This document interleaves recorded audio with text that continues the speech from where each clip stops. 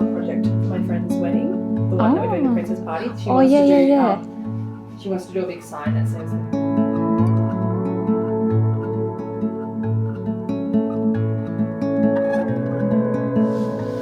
You can just sit with me in the interview, Joe. Hi. We'll just sit here, yeah? Yeah, and then I realised, I was like, well, that's so funny. There's a connection there. Yeah.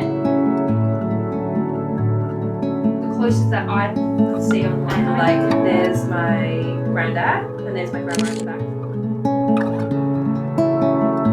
Daisy, you have always been such a bright, inspiring presence in the sewing community. I love how you bring so much colour and joy to everything you make. It's been amazing watching your style grow and evolve over the years and seeing how generously you share that creativity with others. From your upcycle necklace workshops to Sew It Yourself book, I love how your offerings have grown while you've stayed so true to yourself. I also really appreciate how real you are online. It's not just the beautiful projects, but the honesty about the process that makes people feel so connected to you. I'm really looking forward to chatting about your journey, what you've learned along the way, and what's next for you. Melody, you could have just done that after. Make someone like watery-eyed, like before you start. That's so sweet. So with that being said, I know I've actually heard a bit about your journey through doing the fabric store event and things with you. But for other people that haven't, I thought we'd just start a little bit from where your DIY journey began, and have you always been drawn to making things, and how that creativity has evolved into what you're doing today? Yeah. Well, I think I've always been creative, but I've definitely had a lot of support and encouragement.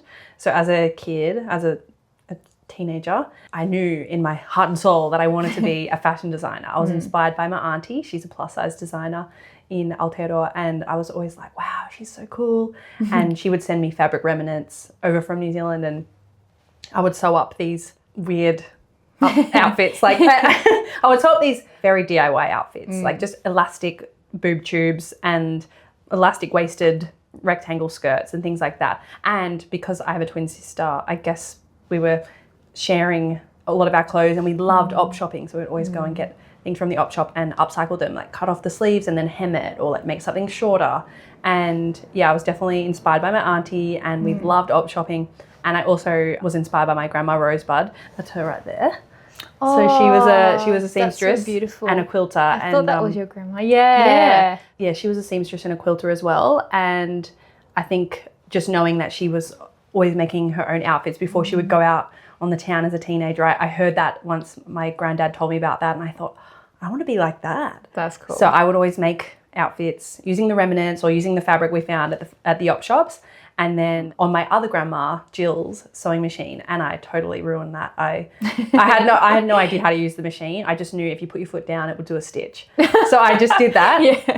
And I wrecked it. I totally wrecked it, but I made lots of random things, and that's like sort of where it sparked as a teenager, and it always stayed with me. Like my friends would know, oh, Daisy can hem this up for me, and so sometimes I would have a delivery of, can you fix this for me, or like that, or can you make me a costume for that costume party? And just quickly whip it up, like it'll be like no time at all. Yes, exactly. And every now and then I would assist. I've always been a selfish sewist, so I'd always make my own outfits, my own costumes.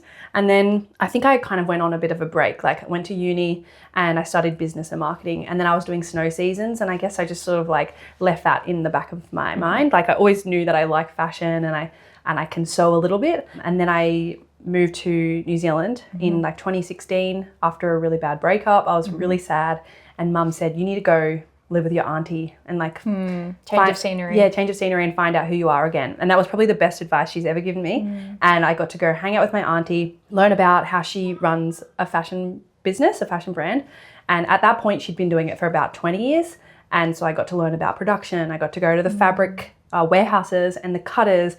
And I was like, whoa, this is very cool. Like I love this. That's when I got my first little taste into the fabric world. And then she said to me after like 6 months, I think you need to go get a job and start paying me rent if you're not leaving. Because originally I was only going to be there for 3 months. And then I was like, I think I'm going to stay. And yeah, a job at the fabric store popped up, and I applied for that and I got it, which was really lucky. Yeah, that was my entry into the sewing community. The community. Yeah. And I was the media and design manager, and one of the jobs was like influencer marketing, which back then I didn't know was what influencer marketing was. And so I worked next to this girl called Nicole. She was managing the online store and I was doing the social media, and we were joking around one day, like, wouldn't it be funny if we became these sewing influencers and you could be called Needlepoint Nicole and I'll be DIY Daisy. And it's so funny. I actually just caught up with Nicole the other day in New Zealand. Yeah. And I said, do you remember that? Like, yeah, she remembers. It's just so weird that, you know, all those years ago we talked about that, and now like where we've come to now. And that's so cool. She full circle. Yeah, she was working in Berlin for Dutch label company. Do you know that brand? Yeah, I do. So it's so cool. We're still sort of working in and doing things in the sewing world all those years later. But yeah, the fabric store was like where I got my idea to be DIY Daisy. I could see all these other people doing it, like Jessica over in the States and Mimi G and Bimble and Pimble in Canberra and Sophie, who I've forgotten her Instagram name. Ada Sprague? Yes, Ada Sprague. Yes. We were just, I think Katie from the fabric store was just, mentioned her the other day, so that's top of mind. Yeah. Yeah, so like people like Sophie, Ada Sprague, and I was like, oh, all of these people are sharing, like, they're being bloggers, they're sharing their makes, brands are sending them fabric. I could do that. So I got my boyfriend at the time to start taking my photos, and I said, I'm going to learn how to sew again. And I made some things and he would take my photos, and then I started sharing, and that was like kind of the start of it, but I never knew it would like come to where it is now. Yeah. It's amazing how the journey kind of like it weaves itself through and you look back and you can kind of see all these little experiences and like how it formed you into what you're doing now. Exactly. Yeah. And anytime something happens, I just go, all right, the universe will just like show me. Like I don't think I'm that woo-woo, but like when something changes or like one door closes, I'm just like, the universe will show me the next thing. Yes. And every little chapter I've had on my journey is like somehow leading me to the next little bit. Yeah. So I think it's really cool. Yeah. I'm just trusting it. Yeah, that's it. That's how I feel too. Especially like early on, you're kind of like, what am I doing? Yeah. Like, how is this going to work out or things? But then you look back and you go, oh, okay. All these little bits, like they actually did lead me to what I'm doing now. Yeah. And like it had, like each little season had, I don't know, like stepping stone. Yeah. Like, and that was important to get to the next step. I think as well for me at the fabric store, because I worked there as well, just at the store. But that was also another part of my journey that led me to also like be doing Soften Studio as well. So it's amazing how, like the fabric store has been a big kind of like. I wonder if you were there when, because I was like, I just remember being such a hassler, like people being like, okay, staff, can you please take photos in your makes and send them through so we have something to post on the Instagram? And now everybody does that. But back then it was like such a mission to get people to take photos of their outfits. I don't know if you were there then, but like, I don't know if we crossed over. I don't know if we crossed over. Maybe I think I was there like 2017, 2018. Yeah, I left in like 2018. Yeah, so maybe it was like right at the end. Yeah. At the Adelaide store. Brisbane and Adelaide. Oh. Yeah, I love hearing about that. Your aesthetic is so distinctive, especially with colour. How did the DIY Daisy style evolve over time, and when did colour become such a big part of how you dress and create? Oh, that's so funny you say that, because before I started sewing, I wore a lot of black. And I don't know, it might have been inspired by my twin sister Aurora. She wears a lot of black and she still does. Or maybe my auntie, like they wear a lot of black in New Zealand, and I guess because I sort of started that there, I was like wearing a lot of black, but different textures and things like that.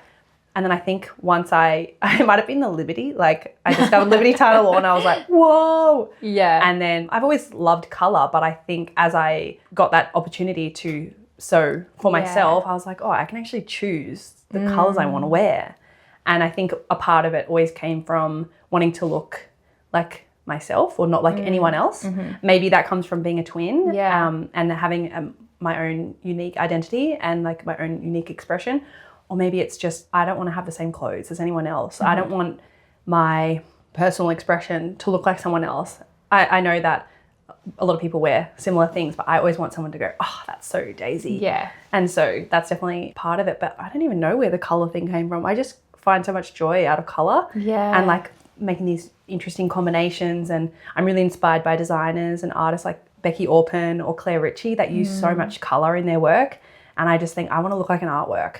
So that's cool. if I can just like you know, look at that painting over there and be like, I can wear all those colors, and that will be like a cool combination in an outfit. So that's definitely one part of the color, but it's definitely evolved. So like when I first started, it was a lot of print and gingham and floral, and then slowly over time I've evolved into block colors, and then I went through my patchwork phase, which I still love, and I love having a fully rainbow patchwork outfit. I think rainbows are neutral, so I can wear it with anything. And now I'm sort of like going into my color palettes, I guess. I think I have 2. Yeah. And we talked about it last time I saw you. We did, yeah. Like you're finding out your color season. Colors season. Yeah. And it was so funny. Once I found out what mine is, I was like, oh, that's so funny, because half of those colors I already gravitate to naturally. Yeah, that's I think maybe because when you see yourself in the mirror and you go, oh, that color looks really good on me. And so I just like wearing that. But I have distinct memories of going into a top shop when I was a teenager in Brisbane and seeing this chartreusey, like pickly green color and be like, I love that. And seeing a magenta color and being like, I love that. And I've always loved those colors. And now they're both part of my 2 color palettes. Season. Yeah. That's amazing. Yeah. I remember you actually saying that about those colors. Yeah, that you gravitate towards those ones. And I think maybe because you've also tried so many like different ones, you can kind of see, oh, this, like, I feel more myself. I feel brighter or something in these ones. Yeah. Because you've explored lots of different colours. Yeah. I'll always wear any colours because I just love them all, but I just find like certain combinations I just love so much. Like today, you know that the green lady in America who wears like all green? Oh. Have you seen her? I think this sounds familiar, but She's like a little lady in Brooklyn and she wears all green. Yeah. I think I've seen it. Like, you would have seen it. Mixed in with heaps of other stuff. Yeah. And there's like even like Sonia at the Brisbane store who wears all purple. Yeah, that's or her like colour. Her friend Abby that wears pretty much all pink. Yes. And so you're going through your green kind of. On today I'm wearing all green. Yeah. But I feel like I've got my 2. Like one is like greens and blues, and then the other one is like pinks and purples and like different shades of that. And I'm really like having fun playing with the different combinations of different shades in that family of colours. Yeah. And seeing how they look like this together, like the dark green, the lighter, like all together. Yeah, I love that kind of within that same family of colour, but and also the different textures like poplin and then you know jersey and stuff like that. Yeah. I'll always be a rainbow girl. Like I'm a human rainbow. That's so cute. If you can zoom in on that, it's a little Rachel Burke. I love a lot of colour. That's amazing to so that like sewing kind of brought the colour into your world. It's funny because when I was talking to Mel from Melt Stitches, she also said the same thing. She was like, before sewing, she would wear just like skinny jeans, like black, just like, she's like, if I was going crazy, I'd wear a little like maroon cardigan. I was like, I can't imagine like Mel, like not how she is now. I know. And I can't imagine you as well, like not. I know, I wouldn't look colour. Like, you wouldn't be able to recognise me if I wasn't wearing Me Made, I don't think. Yeah. I think that's really like lovely how sewing has brought like colour into people's lives and kind of discovered like what they actually like, and like you said, just like dressing to what you want to wear. Exactly. And not just like what's available in the shops or like whatever. So when you're planning a project or an outfit, how do you choose your colour pairings, or do you have a method, or is it more intuitive? Like you said about finding your seasons and things, but do you have a method for when you put your colours together, or you kind of just like, I think let flow? So I probably used to go with the flow a little bit more. You've seen my cupboard now. There's actually not that many clothes in there anymore. And I've really refined my wardrobe into kind of the colours that I wear. Yeah. And so on a day that I'm having a green or blue outfit, I'll kind of stick to all of those colours. On a day I'm doing my pinks and purple outfits, I'll sort of keep in that colour season. I do love a contrast. I would love to do purple and green together, but I just feel like I'm really enjoying playing in that little palette at the moment. Yeah, when I'm doing a colour, especially when I'm packing to go on a holiday, I'll just pack all of these colours that go together in that little colour story. Yeah. And then anything will kind of go together. Was that more came through the finding your seasons, or I think it might have been. I even saw on your shelf like there's the Japanese colour book and things. Yeah, did that kind of have an influence, or like you're looking at certain things like paintings, or like you mentioned, or it was more just like, I think it's come from maybe doing my colour season, and I got some interesting comments about doing this, and a lot of people just said, why would you bother doing that? Just wear what you like. Yeah. And the thing is, I have been wearing what I like the whole time. I have the whole time, and I've been wearing all sorts of colours. But then when it came down to it, I guess I don't have the space to have all the clothes, all those clothes anymore. And also, I just don't need that many clothes. Yeah. So if I'm going to have less, I'm going to have more of a curated Yes. collection. Yeah. I want them to all go together. Yeah. And so by having those 2 palettes, it makes it a lot easier. And then anytime I'm going to make new stuff, I'm sort of buying within those palettes because I just love those the most. And I do, like, I love orange and I love yellow, but I find it doesn't actually complement my skin tone as much. I'll still wear it because I have a few bits. But yeah, and that comes from just like experimentation and stuff. And like you're sticking within these palettes now, but you've had so much freedom to find that you want to be in these palettes and now. it's always an evolution. Yeah. And it's like I've gone through my rainbow and I've like narrowed it down even more, and now I've just narrowed it down even more. And I just I don't miss wearing those colors. But I think learning about color seasons is really interesting as well. They say if there's a color that you love but it's not part of your season, wear it on the bottom and wear a color that's closer to your face, that's closer. However, this green isn't in my season. Yeah. I just love it. I feel like it brings out your eyes really nicely though. Thanks. Yeah. Well, maybe that's the thing about seasons. Like it could just be complete garbage. Like it could just be like, it could be all made up. And that's the whole thing. Like it was fun to get it done and have had my color season, you know, determined by a professional. Yes. But at the end of the day, I'll just wear whatever. And you still find what you like. So that's really cool. I feel like that's a cool evolution of like doing your colors, but then still finding the palettes that you want to wear. Yeah. Yeah. And another thing though, like I used to wear a lot of just bright, and I wasn't thinking about the darker shades or the lighter shades of certain colors. Like I probably always go for greens like this, but I would have never looked at a green like that. Or a burgundy, or a dark purple, or a navy. But I can. And then pairing it with like other Exactly, yeah. I would have never looked at those. I just thought I have to wear bright colors only. But introducing those different shades and like deeper versions of those bright colors has been really, I don't know, it's just, there's a lot of balance that comes with picking the colours as well. Yeah. And it's been nice to introduce those. And they're also colours that I haven't even tried. So it's been a lot of fun. There's a big process to kind of finding your colours. Yeah. Like a lot of people find that they don't even explore colours for years and years and years and stuff. So I think it's such an evolution of just like trying and discovering and working out. So I mean, I feel like I need to do some more of that. No, I feel like you've got yours. I feel like you know. I know, but I wonder if I should like venture out. But I know I'm kind of in my muted kind of. I say sometimes like there's some paintings and artists that I really love, and then I'm like it's just like the colors in that palette, like Agnes Martin or Sean Scully, or like just these certain like people like artists that do color really well, and I love looking at their colors. And even the Australian landscape, I love the colours. That's a whole colour palette, but it's just more neutral colours. Yeah.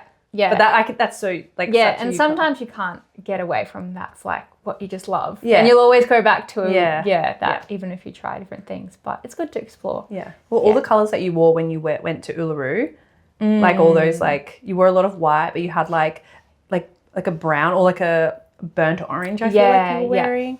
Yeah. I'm very inspired by the Australian landscape and Albert Namatjira paintings. And I feel like you could wear this.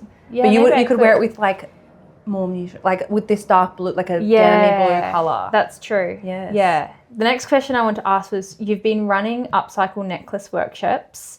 How has that experience been for you? What do you love most about sharing creativity in person compared to online? Yeah. Well, this has been such a weird new thing for me. And it actually started because last year I was trying to do a content series, and I was like, each month I want to have a different prompt and like a different material that inspires a project. I think it was like April was beads. I remember that. Yeah. And so a couple months before I started collecting beads, and I amassed quite a lot in one go. I just kept finding lots of great bead collections at the op shop. And then I was like, I need to share this. Like, this is just too much for me. And I got all my girlfriends together and we did a workshop at home. Someone said, oh, this would be a great hens party, or this would be a great workshop. And I thought, oh, okay, this could be something else I could do, because I've tried sewing workshops before and I will try them again. But when I did them in the past, it was too many people in one go, too short of a workshop time. Yeah. And it just wasn't the right space for it. It was really overwhelming. And the expectation that something would come out of it like a perfect finished garment after a 3-hour workshop at nighttime is a lot to expect. Yeah. And sewing needs a little bit more maybe foundational Exactly. skills. Yeah. To go to a workshop and get a piece in 3 hours. Yeah. Like compared to a necklace, there are so many more different variables in body sizes. So yeah, I sort of practiced doing these workshops at home a couple of times, and then I did my first one at a public venue in Currumbin. It was really fun. I was like, wow, this is such a nice way to meet and connect with other people, make something together, upcycle and do something that's like creative but also sustainable. It also fuels my op shop addiction. It's not an addiction, no. It just means I can keep going and looking. And they just kept going, and I just kept booking in new ones, and it's been such a refreshing, invigorating project and a way to connect with other people. And I just took it to New Zealand, and it was so wholesome and cool to just see what everyone else makes and see all the different combinations that can come out of this bead collection and make something new. All the beads are secondhand, so whether they've come from op shops, Facebook Marketplace, or donations from crafty friends and strangers on the internet, it just means like all of these people that have given them to me, or the beads that I found at the op shop are giving me the opportunity to share them. I get so much dopamine from seeing everyone else's necklace. Yeah, and the beads that you've collected, but how they put it together in a different way. Yeah. Every single person comes out with a necklace that is either matches their outfit or is like totally on trend with what their styles are, like what their style is. And it's so satisfying to watch the conversations that people have while they're doing it. And like, if you come alone or if you come with a friend, you might start a conversation up with another person or another couple of people, and the hype that everyone is building. Oh my God, I love what you're doing there. Yeah, or like, wow, that looks so good together. It's so sweet. Yeah. And I'm really enjoying it. And I think that's really something really special, and people wanting to get back to maybe is that in-person connection, because a lot of us like we're online, and part of the reason wanting to do these stories as well is just like want to come and visit people in person and have like real life connections, because I think sometimes it feels a little bit lost. Yeah. And I think we're wanting to get back to that. You sure you don't want to just have a look at my stash? Are you trying to sticky beak at my studio? Yeah. Because I love doing that too. Yeah. Let me see your studio. Yeah, that's another part of it. I love sticky beaking in people's like little creative world. Yeah. I reached this point where I was like, I have enough clothes. Yeah. What else can I make? And I made some things for the home. I made some wall things and some home decor. I don't really wear much jewelry anyway, but I just felt like, I want to make a necklace. And now it's turned into this really fun thing, and it might not be a profitable activity. I'm just really enjoying it as a way to connect with other people and do something creative. Yeah, connecting with others and finding a lot of like actual healing in that environment and just like feeling so like fulfilled in person. Well, something a lot of the people say, like a lot of women come, but I've had a lot of guys come as well. It's really cool. And they were all saying, oh, this is like girlhood, or this is like childhood, like connecting with that inner child. They say, I haven't done this since I was a kid. And I think if you wanted to start a hobby like making necklaces or jewelry making, it's quite expensive to go out and buy, in the same way that sewing is, to buy all the materials to get started. So just coming to a workshop means like, I've got everything you need. Yeah. You can go through my collection. There's over 30 kilos. And there's probably like 38 kilos. Wow. And it's always, it's getting lighter, and then it gets heavier again when I get new beads. Yes. So it means you can come and sort of have a little go and see if it's something that you might want to get into. And a few people have said, oh, I've actually gone and started looking at the op shop too, or I've gone to the bead shop and I've got some materials as well. And they've just made it for themselves, or they've just done it with a girlfriend or their sister. And it's so nice to know that it sparked something for them. Yeah. And that's sort of how it was like when I started DIY Daisy. One of the things I learned, and you might feel the same way, is like when you put out this energy, whether that be a free resource, a tutorial, anything that you're offering to the community for free, you get it back in a way. So right now, if I'm sharing my collection, I'm going and facilitating these opportunities to connect and create with other people, and I'm getting a lot back from it too. Yeah. Maybe not so much money, but I'm getting I get to meet so many people. Yeah. And I get inspired by what they're making, and I just love hearing all these conversations, and that just brings me joy as well. I love that. And I think the other thing that I was thinking about, you mentioned, was, you've made enough clothes. And I think there does come a point where you do make enough, and it's like to be able to pivot that creativity into other areas. And, because also sustainability is another topic in that we talk about in the sewing community and things. And we also still have to be mindful that we are also not just kind of repeating those same kind of trends that we see in fashion and stuff, where we're just making too much. But, you know, Oh, wow. There's so much to say about that. Yeah. But that's one of the things, like, I'm pulling away a little bit from social media. Yeah. And maybe deep down it's because I don't have anything else to share right now. But I also am processing this and trying to understand what this feeling is of I have enough. I don't need to make any more. So do I need to keep sharing that? And also, if I'm continuing to share new stuff all the time, am I just perpetuating this idea that you always need something new? Yeah. For people that can't find what they need at the shops, whether that be a certain size clothing or underwear or something because they're tall or they're a different, they're not straight sizes. Yeah. They need to go and they need to make that because it doesn't exist for them. And so I recognize that, like, for people that need that, it's all good to keep making it if that's what they need.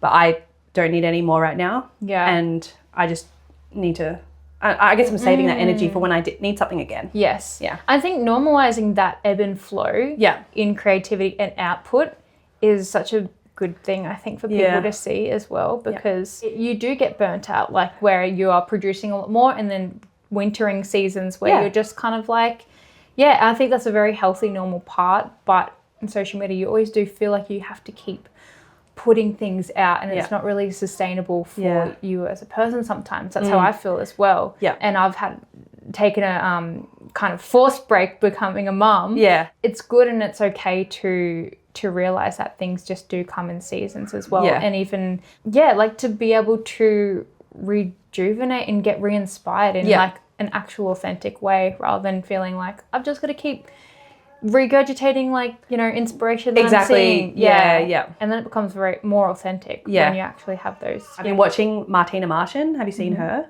She's a scrapbooker. Yeah. And I've been seeing these conversations about her fans and her, like, people that love her say, I love that I always see you wearing the same thing because she's an outfit repeater. Yeah. And so if I am trying to be sustainable, I want people to go, I remember seeing Daisy in that outfit recently. Yeah. Like, I want someone to go, that's such a Daisy outfit because I'm wearing the same thing again and again. Yeah.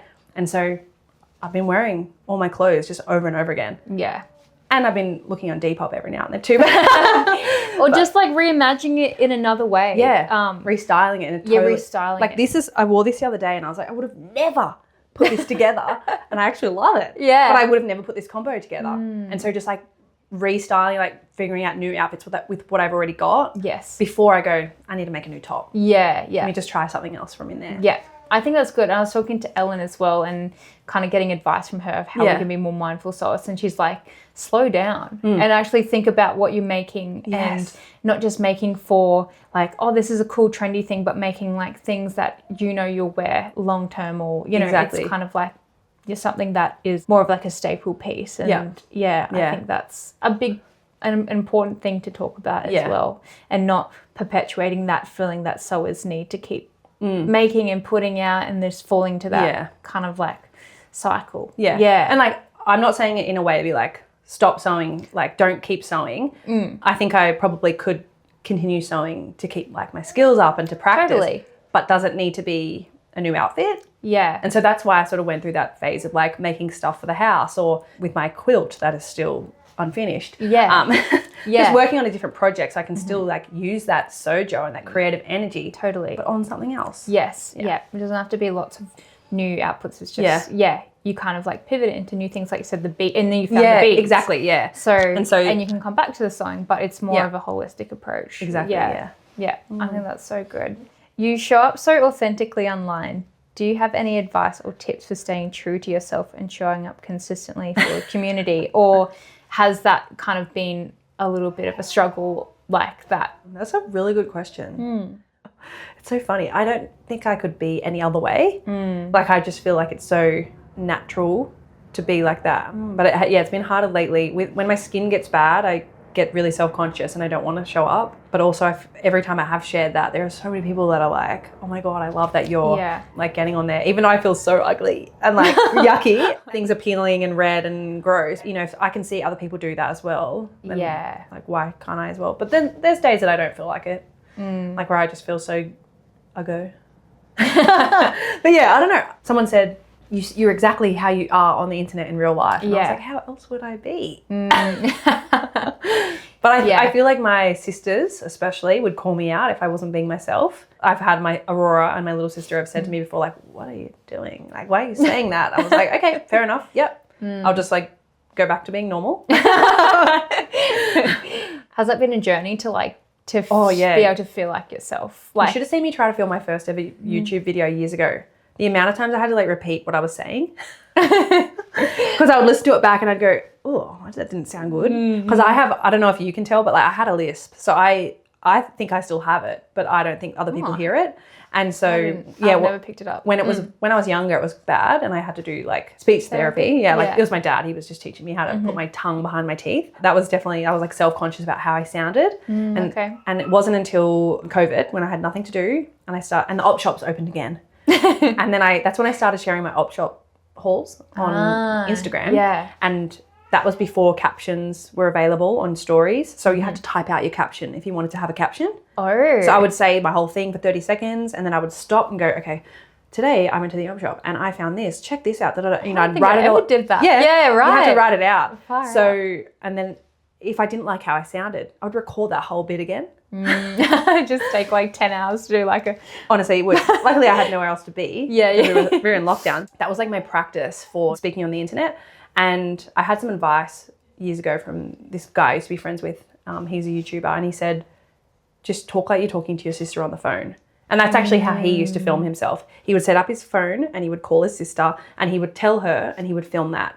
And I was like, okay. That's cool. So when I'm talking on stories or when I'm making a video, I'm just pretending that I'm speaking to Aurora. And then I think it comes out more natural. So you're like getting sister time. Yeah. Except it's just me talking to the camera. And then after meeting like my friend Tom, he's a really great video and content maker. And he gave me lots of tips like, you know, when you're speaking to camera, you got to do this and try and put a hook at the start. And that's helped me like become more natural of a speaker on camera, I feel. But what people don't see is me writing out a script, me trying to memorize that and then going sort of off the cuff, but knowing my points. Yeah, like having a little bit of like a structure to it. Yeah. So there is like, as much as there are parts where I'm talking off the cuff, like sometimes I do a one take workshop tour where I get someone to just film and I go, come with me. And we'll go around. Yeah. That's all off the cuff. But a lot of the videos that I do, I'll go, okay, I want to make sure I mention this, this and this.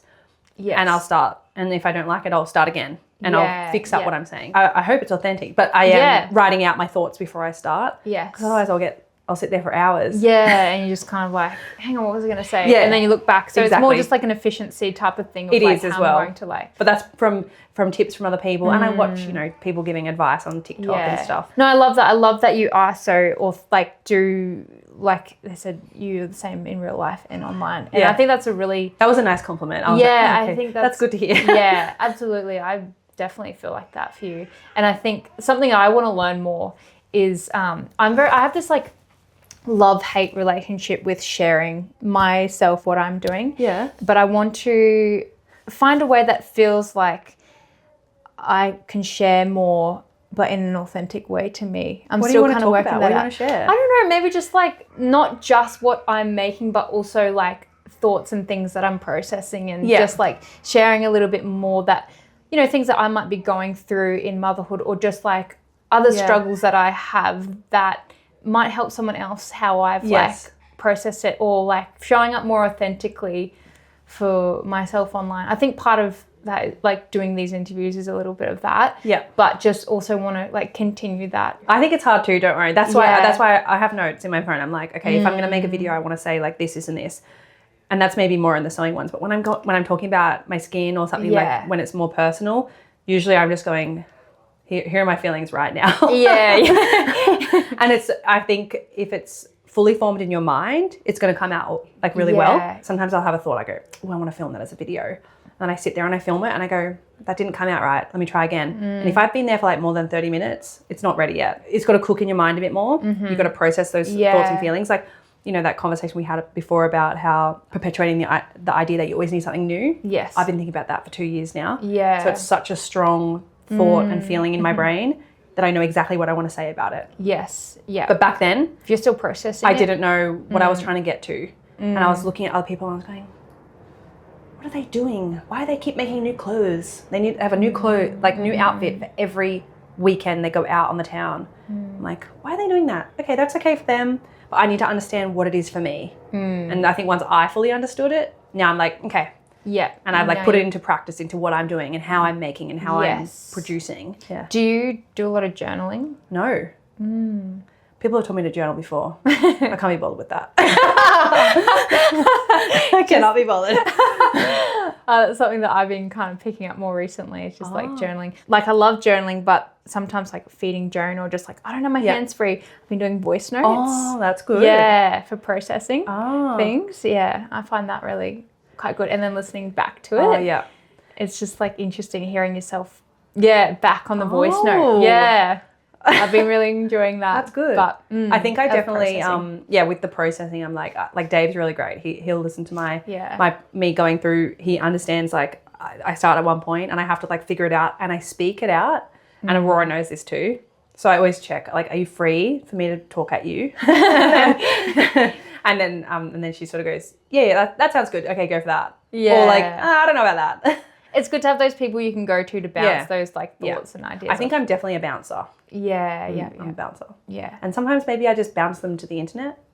If it's like, depending on what it is. Yeah. I'll bounce it out there. I like appreciate that about what you do. Like just being able to be like, I'm just thinking about this thought. I think that's really cool. Well, I process too much internally. We used to like go for a run or like, okay, let's talk about our stuff here. Or like we kind of like now separate like when we're going to talk about that, when we're not. And that's good. Boundaries. Just like boundaries. Exactly. Yeah. I think I have like my set people for different things. Tom isn't always available, but when he is, he's my pep talk for like the future of DIY Daisy. And then, and then my other friend Emily, she knows all about influencer marketing and social media, so I'll bounce certain things to her. And then I have another friend Ella who's just like on the internet. She's not on social media. And so I'll bounce other things to her. Yeah. But she knows all about sewing. Yeah, that's good. I've got like, people that I can call on. Yes, I think that's good and that's healthy, and having Yeah. those different people for those different specific things. I had a question actually about your book because it's been 3 years now since it's been released. Yeah. And looking back on creating Sew It Yourself, what aspects of creating it brought you the most joy and what was the most challenging part of the process? The whole thing was really hard. There's one page of the book. Every time I read the letter from me, I would always cry when I read it because I was like, wow, this is what I wanted when I was sewing. And I just wanted someone like a friend that was like going through the same journey as me. So I tried to put all of that into the book. I still get so much joy every time I see someone wearing a creation from it. And when I meet people at workshops recently, they'll say to me, oh, your book like really helped me at the start. Every time I hear that, I'm like, okay, I did something good and I've left a little bit of a legacy in a way of like, I put my mark into the sewing community. Yeah, there was a lady, Stephanie, who came the other day and she was wearing the Stephanie top from my book. And I was like, cute. Did you make your top? She goes, yeah, it's the Stephanie top. And I was like, I love that. That's so nice. And nice. It's so nice to see that people are still finding it useful. To me now, I'm like, oh, it's old news. But but there is so much foundational like self-drafting and like intuitive sewing that I think I didn't even know that's what it was back then when I was writing it down. But for me, sewing and like creating, it's always so just do it yourself and hands-on. Yes. I've always been told to just use your initiative. Yes. Figure it out. So I hope that like the what's in there help someone else find that part of their sewing brain. Yes. Because so much of it is just like reading instructions and following rules. But there is so much you can just figure out by cutting and stitching together. Blowing the bar to entry of like, Exactly. It's actually approachable. It's achievable. Totally. Getting that early and not intimidating people. Exactly. At the start. Yeah. They're more likely to be able to continue on and be like, okay, I can do this. I mentioned some of the things that brought me joy about after it, but like the way that members of the sewing community and like, I guess, or businesses in the sewing community that helped me when I was doing this as well. All the people that, whether I'd been connected with them, like the Fabric Store or the Strawberry Thief or Blackbird Fabrics or all the girls that helped me, whether they were models or whether they just came on the day and helped by ironing and steaming and hyping me up and saying, yes, everything looks good, like Meg and Mel and what's Mel's sister? Jack. Like all the models, some of them are my friends that I've known forever, and then some of them were strangers from the internet. When I put the call out, I said, I need models, but I want you to be able to sew. Obviously, I was looking for diversity as well, and the people that I met through that as well, I'm still connected to now, and that's cool. It's so cool to know that everyone rallied together. Exactly. Yeah, I was kind of support and help. Yeah. Writing a book is like, they give you this money to, I guess like help you live while you're writing and do some of the things in the book. But like, fabric is expensive. Yeah. And so the Strawberry Thief, like Robin and the team, they sent me like $1,000 worth of Liberty to sew up in the book. That's amazing. If they didn't do that, Yeah. I don't think the book would have been sold at Liberty of London in London. Yeah, right. So like the fact that they helped me do that and then has opened the door to that exactly, as well. yeah. And then like Tracy and Grace at the Fine Cloth Company, they sent me fabric, which is also in the book. Then they hosted me when I came to Wellington a couple of years ago, sort of around the book launch time. And we've stayed in touch as well. And That's so nice. I've made all these connections Yeah. from people giving me and supporting me to make that book, which is, how I was saying before, like if you give out, Yes. you'll get it back. Yeah. I felt like that. That's how I Yeah, felt yeah. when I came to writing the book. I was so lucky, all the support and the resources that people shared and to help me produce it and make these like really fun garments. Yeah. I think that was one of like the biggest parts of like, I just felt really lucky. But I feel like I hope that I deserve it. Absolutely. But I was like, I think Yeah. all, of the 2 years that I've been giving out all this free stuff Yeah. and energy, Yeah. it's come back in that way. Yes. That made it really, really worth it for me. Yeah. But the hardest part was when you put all of your energy into something like that. For a year before that came out, I had so much anxiety because I knew like this is going to be published and people are going to be able to buy this and they're going to see what I look like and they're going to and read my words and they're going to find a mistake or they're going to think my arm looks funny or like or my hair looks weird. Yeah, or, it feels like a very final, like physical, tangible thing that's like, it's not just a digital thing, it's a physical product. And it was really scary because I knew how many they were going to print. Even before it was published, officially published, my editor Emily said, actually, we've gone to reprint already. Wow. All the pre-orders are sold out. That's amazing. And I was like, that's where I was like, oh no. Yeah. Oh no. But that was also a really cool feeling and my greatest achievement. Having something like that, like you said, is something like a legacy as well, which is really special. It's like an evergreen thing as well. Like look at books from years ago and find inspiration in them. Like, and I think that will be the same for this book. Like it'll live on. Even if you might think, oh, that was, I've moved on from some of the projects or whatever, that will be a new thing for someone that picks it up in like 10 years or, and thinking about getting to sewing. So I think that's really special about having the book and also being one of the first people, I think, in the Australian sewing community to do that. Yeah. Which I think was a really cool thing and to have other people rally around you and be like, yes. Yeah. Like we love that. Yeah. Or you should really if you come to the party, it was so cool. Like I bawled the whole time I gave my speech. Oh. There's a video of it somewhere of me just being like, okay, I'm going to try not to cry, but I was already crying.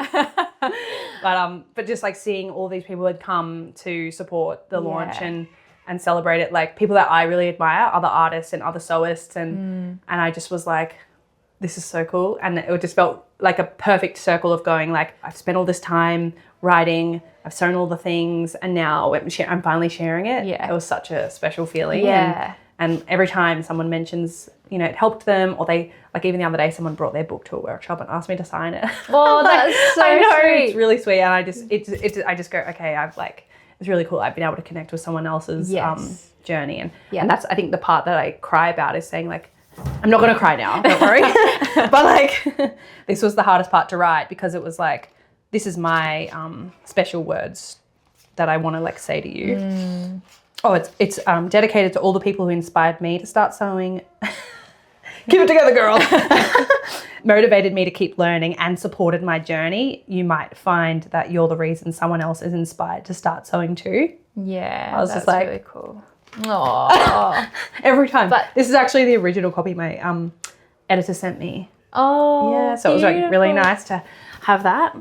But it's true, like you don't realize the ripples that actually does affect like other people. You don't know what that will do for them as well. And then their friends and their it is a big impact. Once you know that you can make something for yourself to help you express yourself. Yes. And if you've never been able to find clothes that fit you right or like that feel good on you, and then suddenly you have that ability, you're like, oh my gosh, it unlocks this is something. so totally unlocked. And so, I try to put some special meanings behind things. Like some of the names of the projects are named after people that helped me or inspired me, like Sonia from the fabric store. Yeah. She was the first person that explained like these rectangles can go together to make a skirt.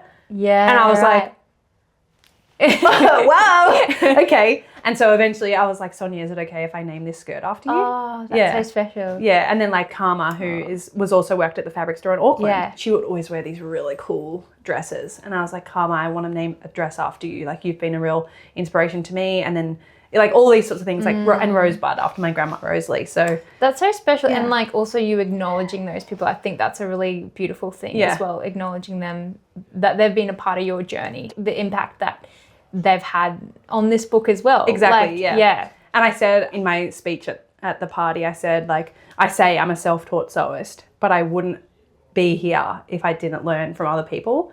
So like, as much as you can be self-taught, of course I went to the library, I went on YouTube, I watched different people's tutorials and I asked questions and I said, how did you put that together?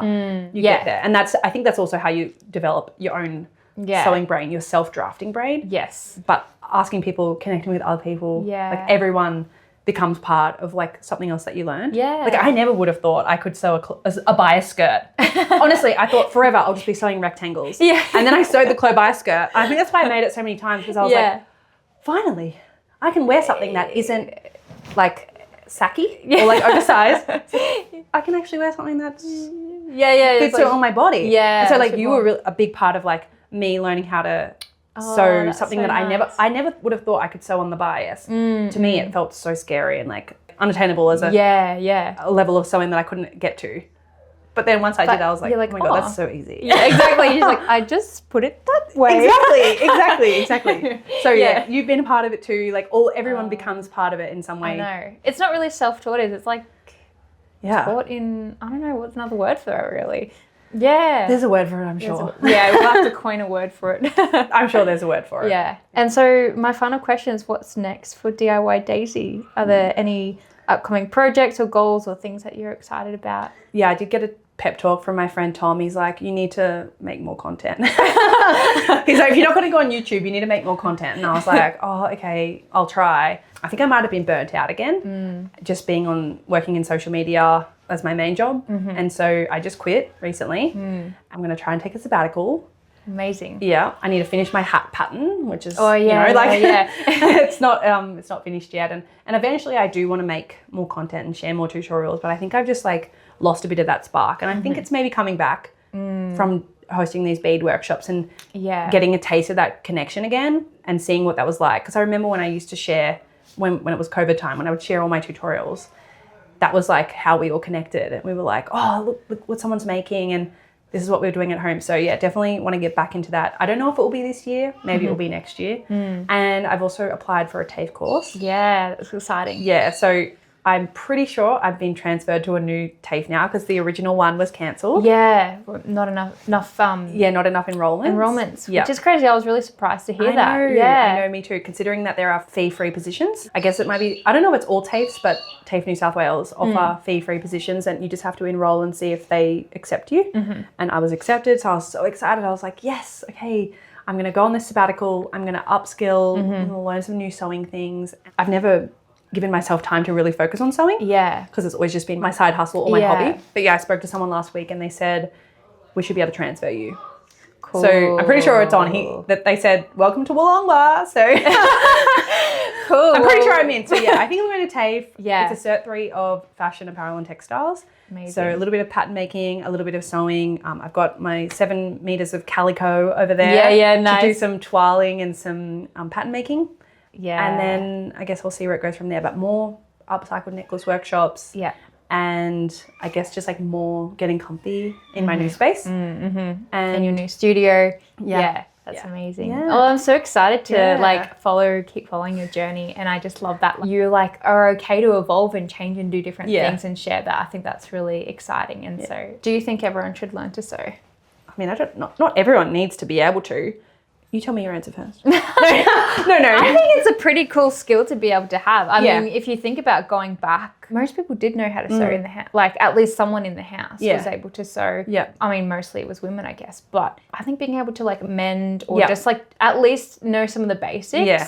I think that was almost like a cooking, like Yeah. as important as cooking. Yeah. Like sewing and just like some of those kind of like, it was like a life skill, really. Yeah. I don't think it should be exclusive to home ec classes either. Like I didn't even do home ec, but that's because I already knew how to sew. So I was like, I'm not going to do that. But you know what's really surprising? Once I asked most of my friends and even people that I made friends with later in life, they pretty much all can sew. Dave can sew. He's got a sewing machine in the cupboard. Oh, really? Yeah.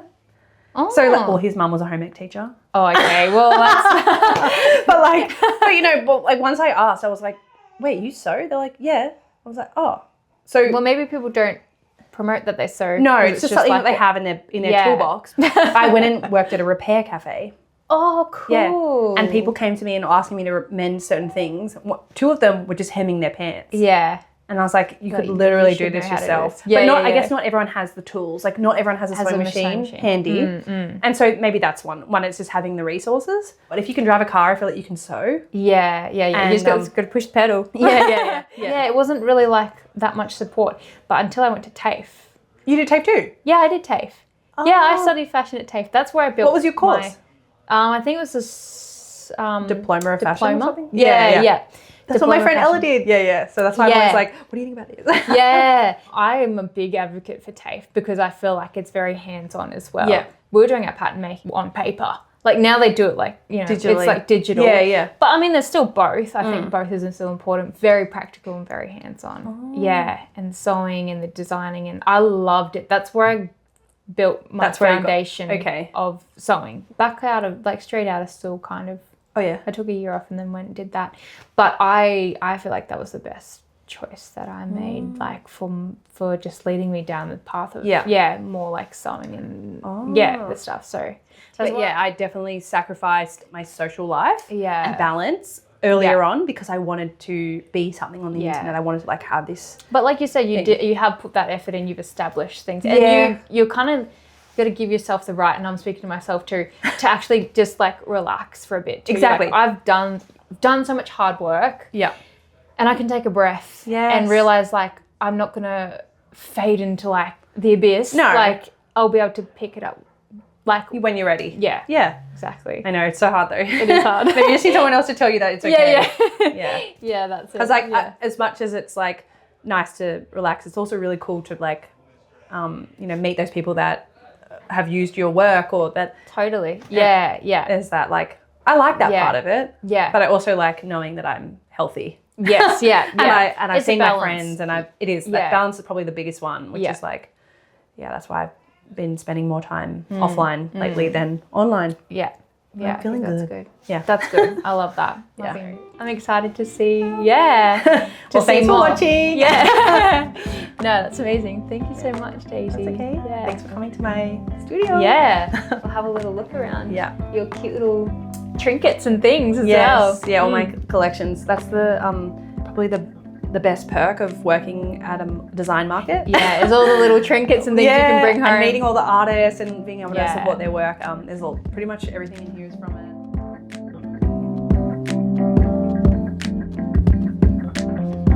We'll sew that up. That's so cute. We just put that something else. I need to put that back up. I love I've got this. a bit of mold from.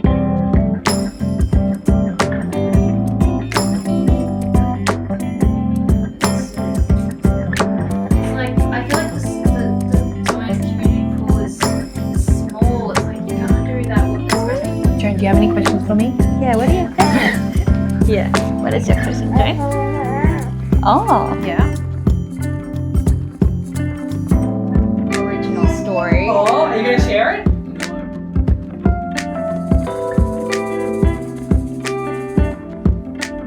Eat. You want to go on the floor. There you go.